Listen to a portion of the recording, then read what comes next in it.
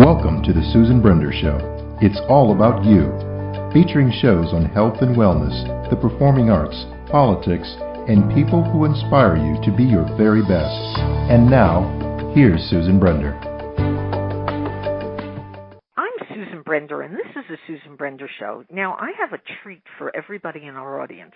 Today, we're going to interview Chef Roberto.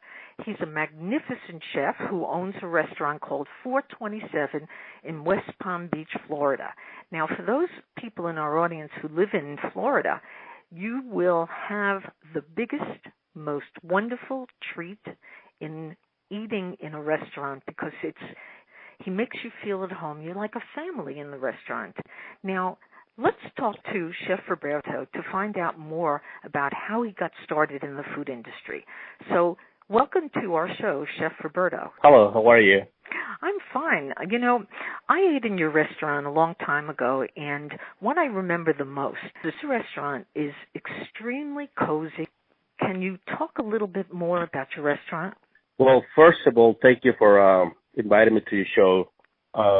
And the restaurant, we've been open for three and a half years. The decoration on the restaurant is actually, it's all my wife. She's the one that decide how to design it. I'm just the guy in the kitchen. I'm just the cook, pretty much. You know, Chef Roberto, I got to say, it's when you're in the kitchen as many hours as you are, and you cook like you do, you got to be in love with what you do. You must be very passionate about it. I do. Well, I want to tell a little bit about me. My mother had a restaurant when I was little, and I remember waking up like around 6 o'clock in the morning, and just helping her making some tamales and bring all the food to a local supermarket, and because they didn't have a food court, so my mother used to cook all the food for them. Oh, wow. So I used to wake up early and help my mother, and then, during the week after school, they used to pick me up from school and go straight to the restaurant. And I'm gonna be honest, it's not like they put me to work, but it was fun to be around food and see my mom making different dishes all the time. I was a very happy kid. Yeah. With all those different kind of food. Mm-hmm. Let's talk a little bit about the food that you grew up on. Now, first tell the audience where you're from. Well, I'm from Veracruz, Mexico, which is right in the Gulf of Mexico. And it's a lot of seafood where I come from. Mm-hmm. Lots of fresh fish. And when I say fresh fish, you go to the market and the fish is still alive. That's the difference. It's not like you go to a supermarket and you already got the fish already filleted. No, you see the fish alive, and you pick the one you like, and you say, "Can you fillet me that fish?" That was the beauty of my hometown, Veracruz. Now I'm talking about 30 years ago. Now it's a lot different right now. It's more modern, but at the same time, it took away the beauty of the cuisine and the beauty of the nature, of my cuisine. Well, let me ask you this. Sometimes, let me start with this. I've been to Mexico, I've been to South America, Central America, all of those countries, and I've had very different food in every one of them. Now, what's the difference between the way you cook and the ingredients that you use as opposed to a person who, say, was cooking in Brazil or in Panama or in Peru? Is there a difference between what your guests, I'm going to call them guests, by the way, will get in your restaurant as opposed to, as I said, various other countries in Latino countries? Well, all the countries are different. We have a different type of vegetables. For example, my wife is from Colombia. I'm from Mexico, and we totally different. The cuisine, like I say, the vegetables, it's totally different. It depends too from the region. You know, my cuisine doesn't have too much of elaboration. Explain that, Chef, because people don't know. It's a 1, 2, 3 steps, and that's it. And we use a lot of, for example, the banana leaves. We use that a lot. Avocado leaves. For example, I'm making a dish right now at the restaurant that is called barbacoa, which is the leg of the lamb, and we roast them. We use a little bit of salt, pepper, garlic, avocado leaves, and banana leaves. Okay, nothing else.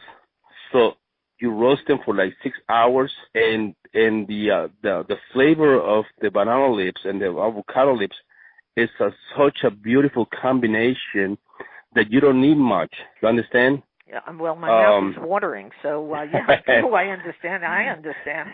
Right. And now, another dish from the Yucatan Peninsula is called the cochinita pibil. Cochinita pibil, the Mayas, they used to cook the whole pig.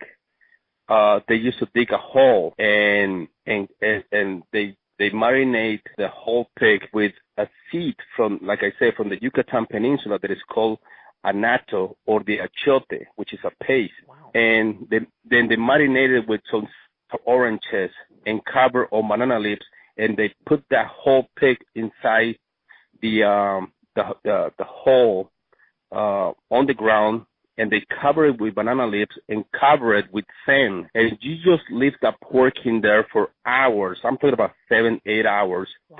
And then when you remove all the sand again and the banana leaves, it's so incredible. So that's what I'm doing at the restaurant as well. But is the restaurant big enough to do that? I mean, but I don't dig a hole.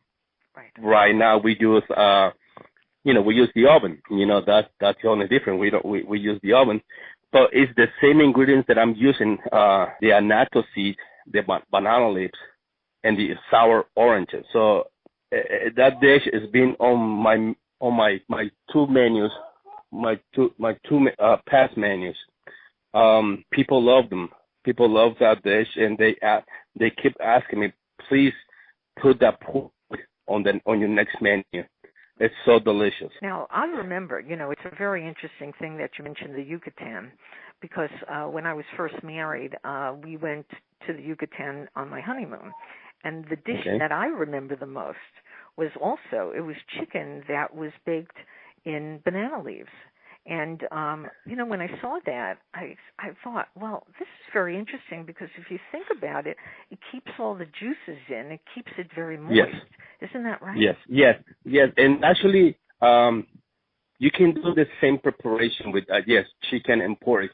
But the traditional one is the pork.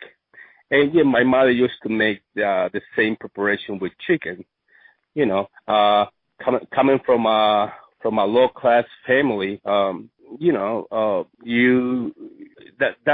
what I'm trying to tell you. That's the beauty of my cuisine. Yeah. That we use whatever we have in the backyard and cook with it. So. Now, that's a very interesting point, because people, they think that everything that you have to use for your recipes are always something that you find in the supermarket. But as far as you're concerned, and as far as I'm concerned, can't people just have a little garden in the back of their house and grow different things so that they could use them fresh and tasty? And do you agree that it's important to have organic food, or does that matter to you? Yes, it does. It is very important to have organic food. I have a 3.5-year-old baby boy. His name is Roberto, and I'm very worried about his future. And the only way that he's going to learn is by me teaching him to eat the right way. And as a matter of fact, we have a small a patio in the back of our house, and we try to plant some vegetables here so we can eat it. I'm not going to say it's a big a farm, but I try to teach him what to grow for the future because, hey, there's time flies and with all this GMO, we got to be careful with our kids. Yes. So it's very important to eat organic food. And I remember growing up, going to my uncle's farms.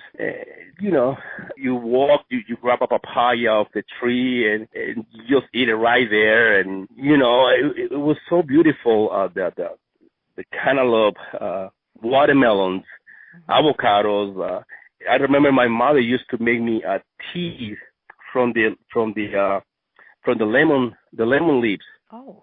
She used to tell me, Roberto, just go and pick up some of the lemon leaves, and you boil the leaves, and you make a tea out of it, or the oranges, or even the rosemary. Oh wow! That's what we drink.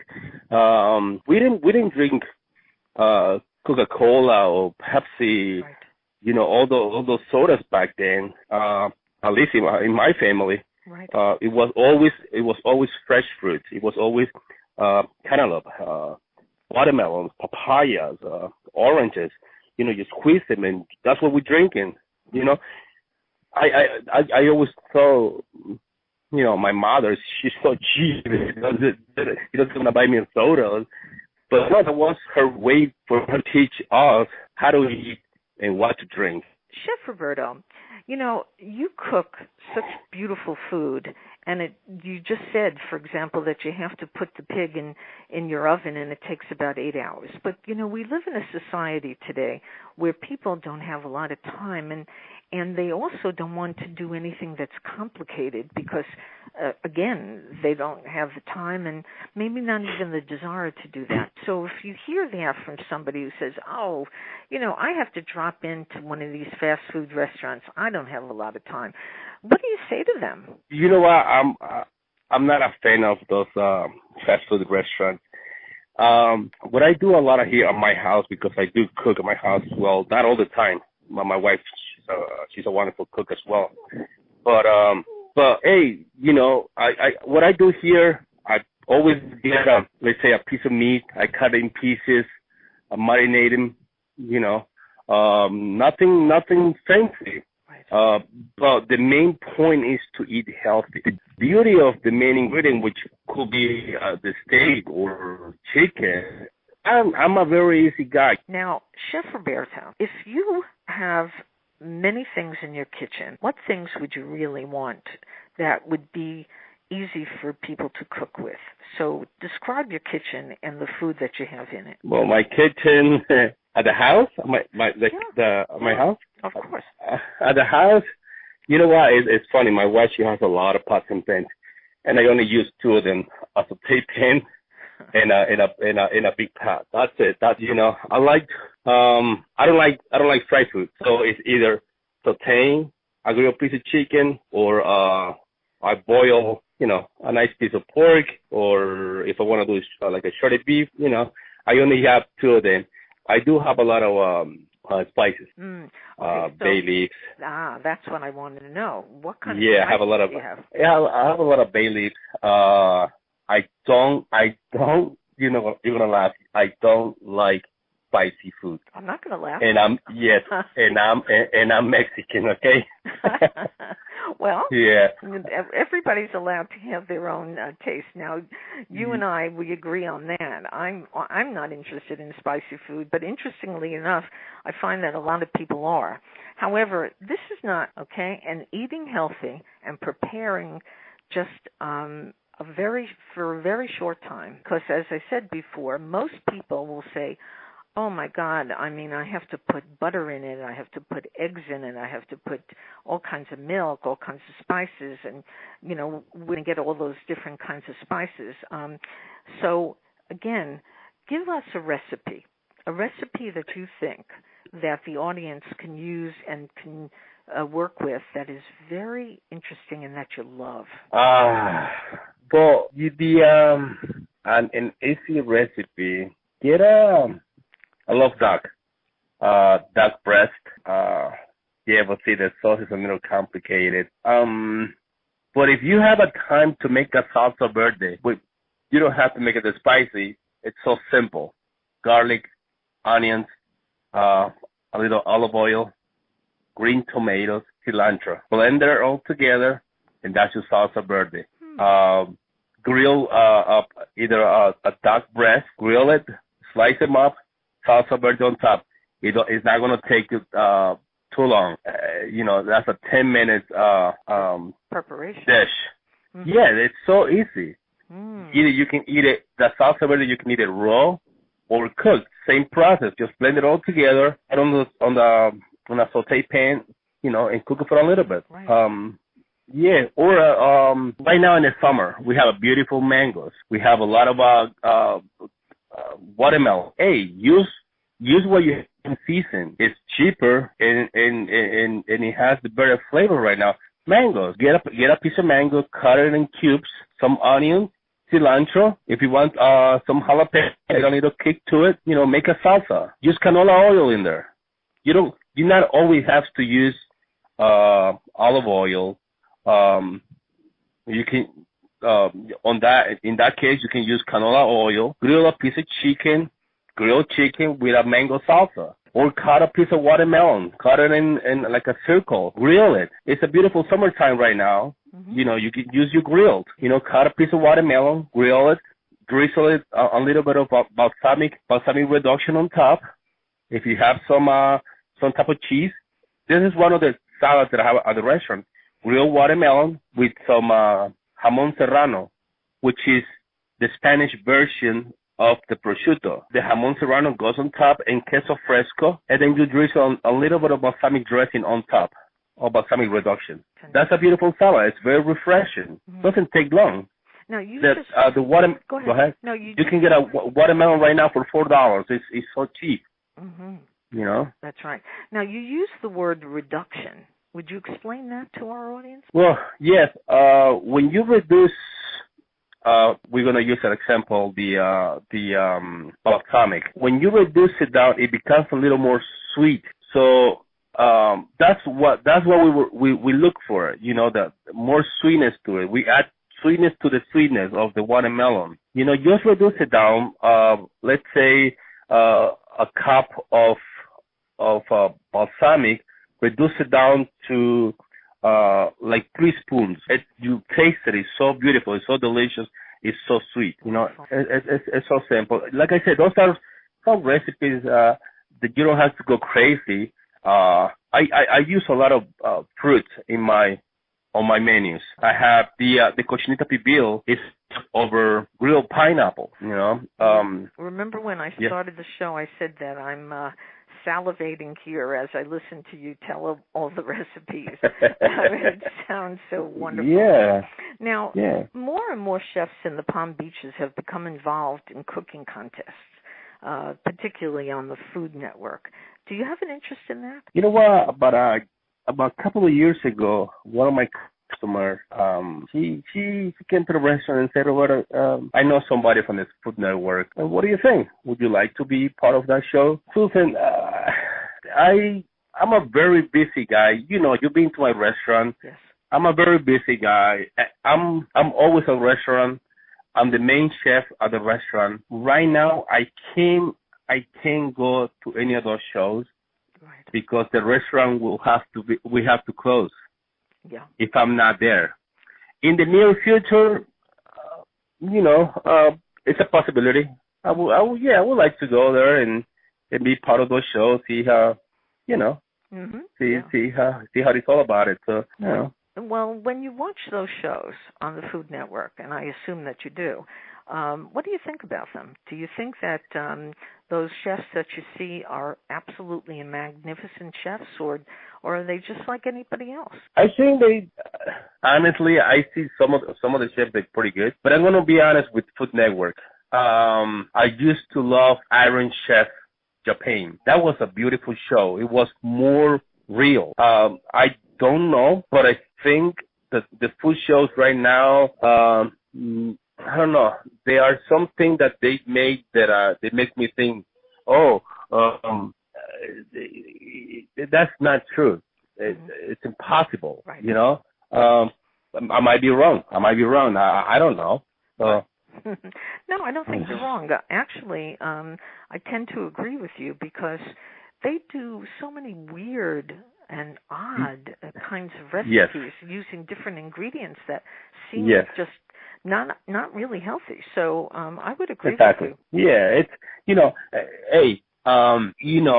let's be realistic. You know, we're not kids, and we can see the difference between real and not real. So some of those dishes, they look like, hey, come on, man, what are you doing? Right. You know, what did the show try to do here, man? So that's my opinion. I hear you. Now, what's new and exciting plans do you have for your restaurant? You must have ideas, and tell our audience what you have planned, and then I want you to tell them where you're located and whether or not they need to make a reservation or whatever. So, what's new and exciting coming up for you? Okay, about a week ago, they gave us the okay to start building our courtyard. We're in the process of building a beautiful patio where we're gonna add another 80 to 100 seats. Because right now we only have 43 seats, so we're gonna add another 100, which is gonna be, like I say, a beautiful patio with a bar outside, where especially in the winter, people not always like to be sitting inside. Even though my restaurant is very romantic, as some people say, you know. So we adding the patio. That's very exciting for me right now. I can't wait to have that open, but it's gonna be more work for me. You know, yes. If you didn't see me for the past 6 months, you're not gonna see me for the next couple of years. Oh, I know. You know, how are you gonna handle that? That's a lot of people. Yeah, I'm gonna have to hire some good people in the kitchen and more people in the dining room. You know. Well, that's and with the menu, I've been adding more items, different. To the restaurant, we serve dishes that you never had before. We're serving dishes that you're not gonna find anywhere around me, anywhere, I guess, in West Palm Beach or either Palm Beach County. You know, I respect all the other restaurants, but I'm not a fan of making a chicken parm when the restaurant down the street is serving the same chicken parmesan. I don't care how you make it. Mm-hmm. Chicken parm is a chicken parm, and it's gonna have the chicken, mayonnaise, and cheese. You know, we creating new dishes. You know, I'm bringing my hometown to West Palm Beach. All my food, my culture, the dishes my mother used to make, and I make them into a modern version. You know, so that's what we offering to my people right now. Chef Roberto, tell all our audience where you're located and do they need a reservation, and give them all the information that they need to come to your restaurant. Well, we're located in West Palm Beach. The address is 427 Northwood Road. It's in West Palm Beach, and the zip code is 33407, and it's a beautiful village. It was built in the 1920s. It's called the Northwood Village. And yes, you do need reservations, especially on Fridays and during the week. You don't have to make a reservation, just because it's the summer right now. So you know, we always have like 2 or 3 tables available. We only have 9 tables in the restaurant, and 7 bar stools, which my kitchen is designed. So let's say that we have the 7 bar stools, the kitchen, and I'm on the other side of the bar, which is my whole kitchen. Right. In other words, I'm cooking your meal, and I'm serving you right there. You know, so it's very personal, the service. Well, Chef Roberto is the owner and chef of an interesting restaurant called 427. He's located in West Palm Beach, Florida, and he's ready and able to cook for you. So if you want to get a great meal, that's the place that I recommend for you. So I want to thank Chef Roberto for being on the Susan Brender Show. Thank you. No, thank you very much for the invite. And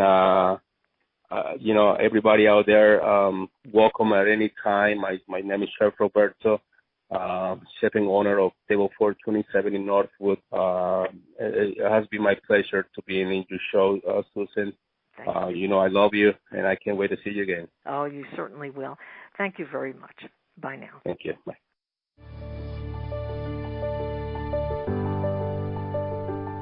Thank you for listening to The Susan Brender Show. To be a guest, email sebrender@yahoo.com.